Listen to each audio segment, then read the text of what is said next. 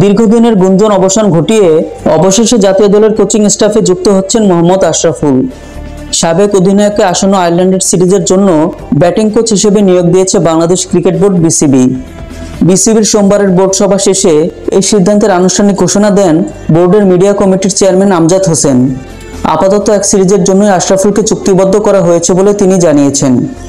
বাংলাদেশ দলের ব্যাটিং কোচের পদটি বেশ কিছুদিন ধরেই শূন্য ছিল। নিক পোথাস ও ডেভিড হেম দায়িত্ব ছাড়ার পর সহকারী কোচ মোহাম্মদ সালাউদ্দিনকে সাময়িকভাবে ব্যাটিং পরামর্শের দায়িত্ব পালন করেছিলেন। তবে সাম্প্রতিক সময়ে ব্যাটারদের দুর্বল পারফরমেন্সের পর স্থায়ী সমাধান খুঁজছিল বিসিবি। প্রথমবারের মতো জাতীয় দলের কোচিং প্যানেলে যুক্ত হচ্ছেন আশরাফুল। যদিও ঘরোয়া ক্রিকেটে কোচ হিসেবে অভিজ্ঞতা রয়েছে তার।